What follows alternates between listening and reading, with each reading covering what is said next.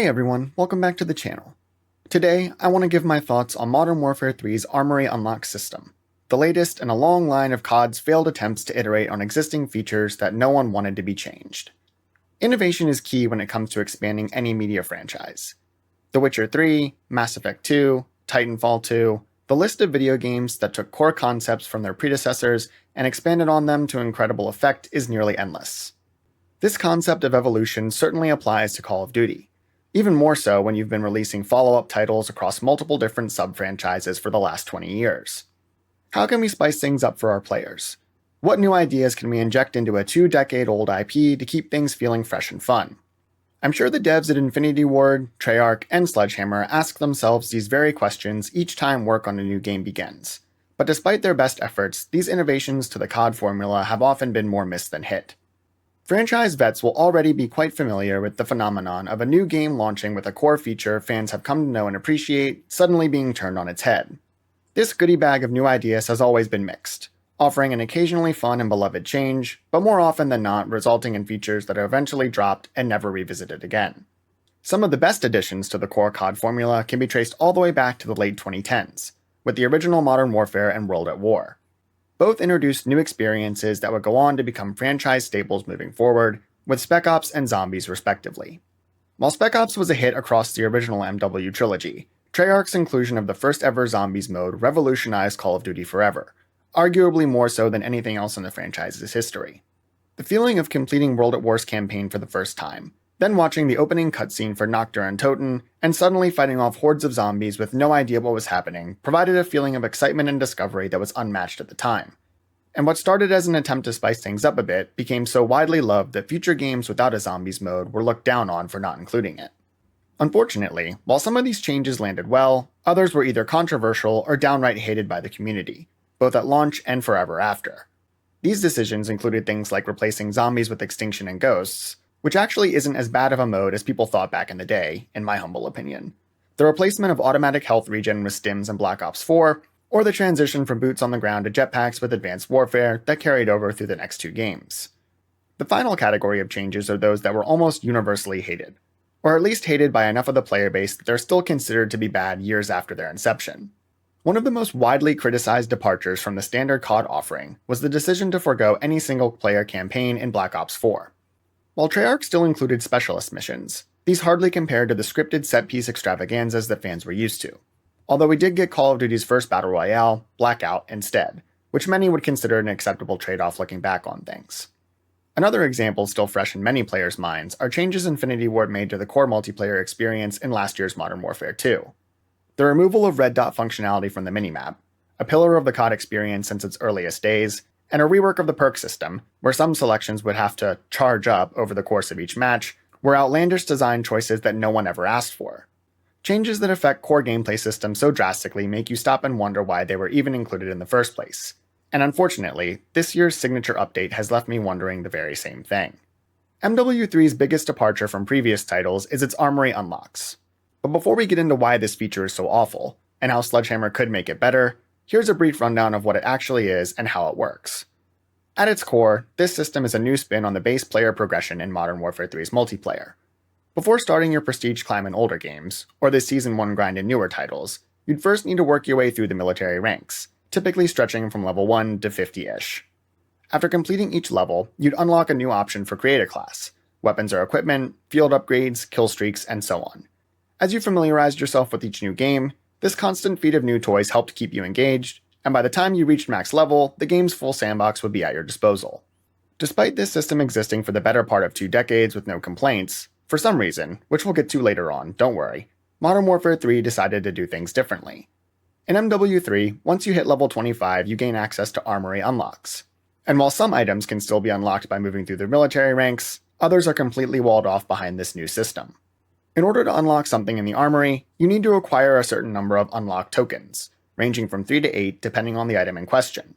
These tokens can only be acquired by completing daily challenges, tasks like get 20 kills with X weapon or deploy 5 field upgrades, each of which provides you with 1 token upon completion. Once all 3 of your daily missions are done, you won't be able to access any new ones until the time rotation cycles back through, and at that point, your only option for acquiring more tokens is to complete a static bonus challenge of winning games, with each victory netting you another token. If you're thinking this system sounds bad, that's only the start. The sheer scale of its stupidity truly becomes apparent when you realize just how many items are locked away, and how much time it will take to acquire everything kept behind this system. Thanks to Exclusive Ace, who did a deep dive into the math involved, link to his video in the description, we learned that to unlock every item in the armory, you'll need to acquire 235 unlock tokens, and that starts to reveal the full extent of effort involved to complete this grind. Assuming you can only play for an hour or two a day, if you complete your 3 daily challenges and then win 5 games before logging off, it would take you more than 29 days to unlock every single item using these tokens. So, instead of simply working your way through the ranks like you've done in every CoD game for the last 15 years, you're now subjected to grinding out this arbitrary system that's been added for seemingly no reason. Why would Sledgehammer change such a basic progression system that's existed for years? Something that literally no one has ever complained about. Why implement a system that slows players down unnecessarily in a way that's never been done in any previous game? While it might seem ridiculous at first, when you stop and think about it, the answer is obvious. This system pads out player progression and pumps up that sweet, sweet playtime. Cash is king, plain and simple. This is something we've come to understand all too well over the last decade, as more and more games have shifted from a boxed release model to ongoing live services, pumped full of microtransactions to milk the player base for even more of their hard-earned money. To extract that cash from players, and pump up engagement numbers for those quarterly earnings calls and financial reports, companies will do anything and everything to pad out playtime, including the addition of systems clearly designed with one purpose in mind: to keep your eyes glued to that TV screen or monitor for as long as humanly possible. Instead of reaching level 55 and unlocking everything along the way, now you're forced to log on to MW3 every day to complete your daily challenges and grind out as many wins as possible just to unlock all the stuff you used to get by playing the game. Sounds pretty terrible when you put it that way, huh? The worst part is, the system doesn't have to be so awful. In fact, many people, myself included, were under the impression it would serve as an additional layer of progression on top of your basic military ranks. You're only level 30, but you really want to unlock a perk or kill streak that comes from hitting level 50? Well, if you grind out some of these unlock tokens, you can snag that one a little early. Doesn't that sound like a player-friendly system worth engaging with? Or, you could even make it part of the camo grind. There are literally hundreds of different camo options across zombies and multiplayer, not including those carried over from MW2. What if, after you hit max level, you could continue earning Armory Unlock tokens and banking them to eventually unlock some new camos? Maybe you hate doing long shots, or there's a particular challenge involving something like launchers or LMGs that you just don't feel like doing. What if you could save up 25, 30, even 50 unlock tokens and then use them to skip the grind for those specific camos? Listen, I'm not saying you should be able to use tokens to unlock mastery camos or anything like that, but as it stands right now, once you have unlocked everything, the system becomes literally useless, serving no purpose at all because those tokens aren't needed anymore. Why put all that effort into designing and implementing a system that's going to be completely irrelevant later down the line? It shouldn't have been included in its current state at all, but if Sledgehammer is going to keep it in the game forever, it needs some serious updates. And if they aren't willing to overhaul it entirely, at least figure out a way to speed up the grind, because asking players to put in a month's worth of playtime, or more, just to unlock what we used to get in a week is ludicrous. Plain and simple. If you've been around my channel at all, you've often heard me say some variation of the phrase, "I love seeing video game companies innovate with their products," and that will never change. Excitement, freshness, cultivating new experiences. All of these are core components in not only creating games that will find success, but also iterating on existing IPs that run the risk of being left behind if they don't provide enough value and innovation with each new product. This isn't me saying that change for the sake of change is good, however. In fact, these Armory Unlocks, along with other infamous Call of Duty switch-ups, are all prime examples of how deviating too far from your core gameplay loop without reason or justification can completely backfire, which is exactly what we're seeing right now. As a wise man once said, madness and greatness are two sides of the same coin, and every time a Call of Duty game is released, Activision tosses a coin in the air, and the player base holds its breath to see how it will land. Or something like that, I'm pretty sure.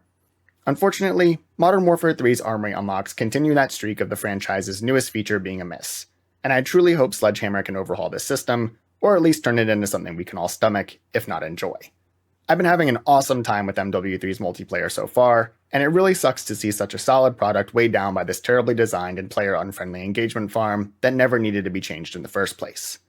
Thanks for watching. If you enjoyed this video, make sure to like and subscribe for more gaming content, and let me know your thoughts on MW3's Armory Unlocks and your multiplayer experience in the comments below. You're a real one and I appreciate you. Catch you later, homies.